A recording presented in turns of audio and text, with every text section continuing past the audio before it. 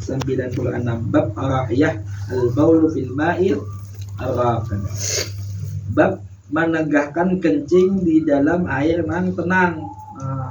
Dilarang kita tuh kencing di dalam air yang tenang. Ketahuilah kiranya ya saudaraku, di dalam bab ini akan membicarakan kencing dan berak di dalam air tenang dan berlari. Maka telah dikeluarkan oleh Tirmizi akan hadis tegah kencing di dalam air tenang, demikian bunyinya. An Abi Hurairah anin Nabi sallallahu alaihi wasallam qala la yabulanna ahadukum fil ma'id da'imi summa yatawadda minhu.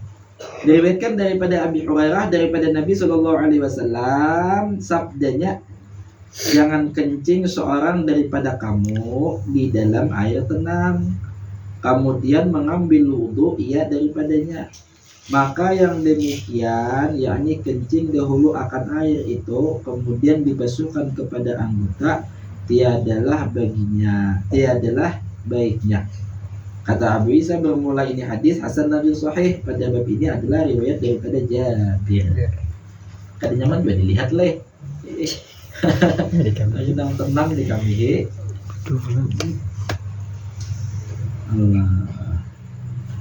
Jadi kolam renang lah kami itu lebih baik juga disediakan orang. Cuma kan orang banyak tadilah. Allah juga. Cuma kayak apa itulah bahasanya, kayak apa pembahasannya. Nah kita dengar temen airnya banyak. Oh ini apa aja lah. Semalam tuh nampak bali bab semalam tuh lah. Mon airnya banyak, kadang merubah daripada rasa, bau dan aroma.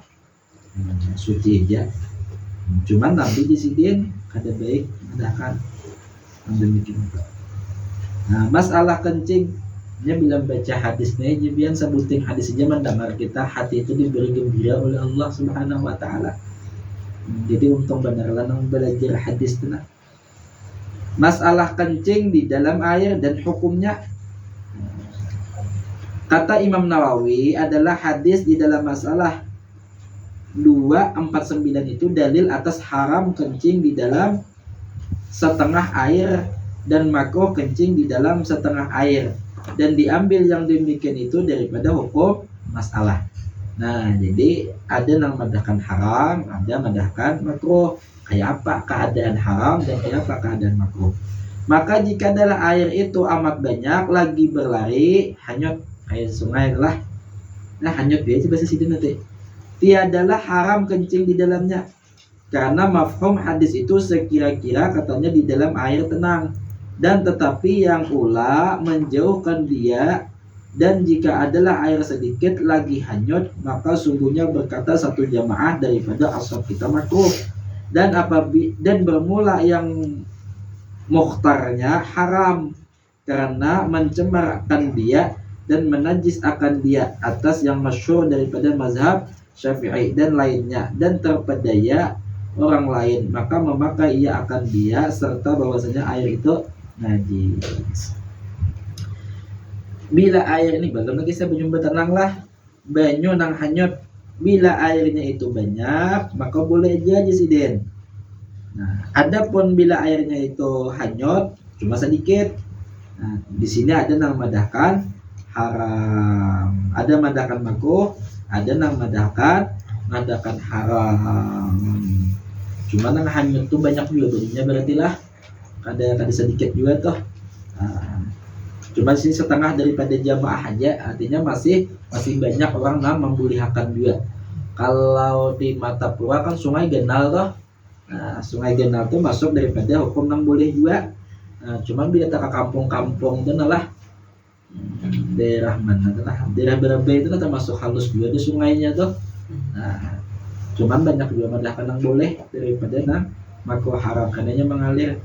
Nah, cuman kita suah hadir di majelis orang Wahabi mendengar ini melihat jamban kan orang Wahabi ini banyak orang Jawa kalau nih.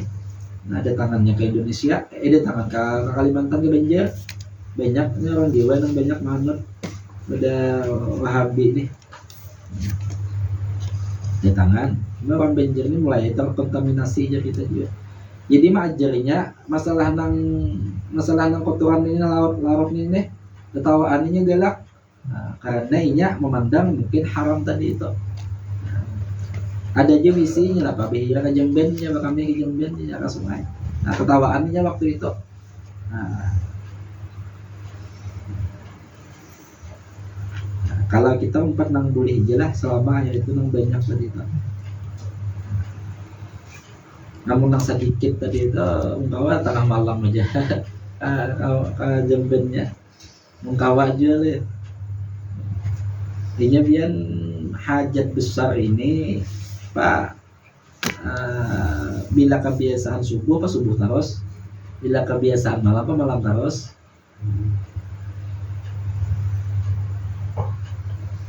Itu bila makan teratur, bila makan teratur ini ada terbiasa juga. Supaya jarang kita masuk Jemben, jangan banyak makan. Nah,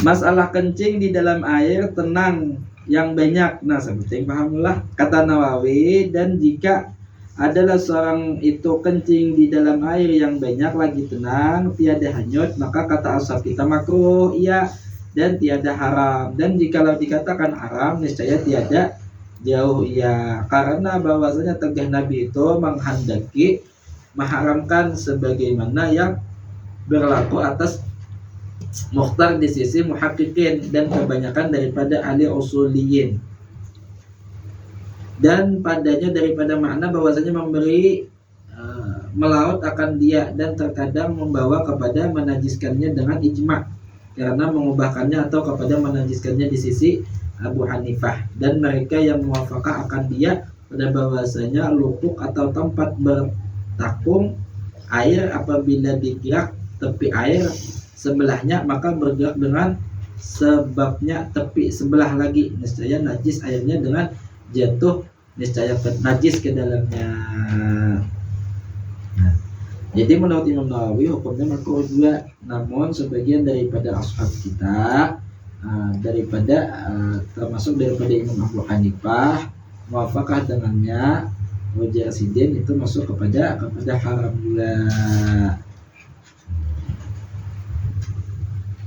Namun di sungai itulah di Cihai leh kadang ada nama cibok tuh, cibok kalau leh masuk aja yom kan itu hanang. Nah itu nanti dijaga akan daripada ashab kita tadi dah Abu Hanifah tadi babang benyalam jang sekalinya tahi kepala. Nah itu Mas mandi, nah itu nanti dijaga akan itu kan. Namun kawat tuh dosa juga jalehan. Cuman dahulu nang akan kada WC lah sadotan rota Jemben, mau kada mau mesti berhajat kepada sungai juga. Cuman nang air nang tenang tadi itu nyoba berdiam di situ-situ aja. Nah di situ nang ngalihnya itu udah kalau dibayangkan lagi itulah kayak apa kayak itu nahan. Kasiannya orang.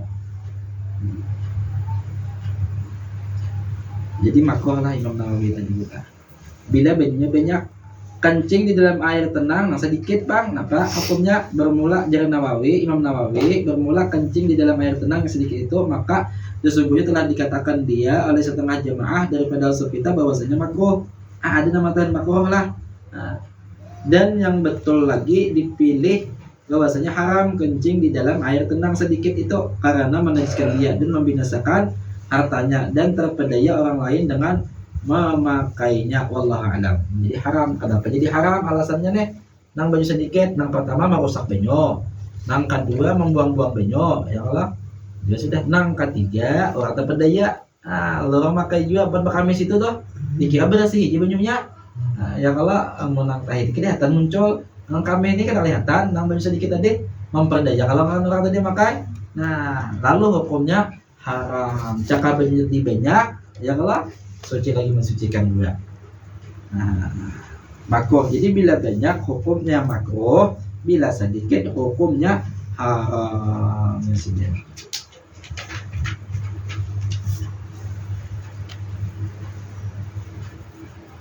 Situ juga lah, entah hadis ini juga. Allah a'lam bishawab. Masyaallah. Sallallahu alaihi wasallam. Al-Fatihah.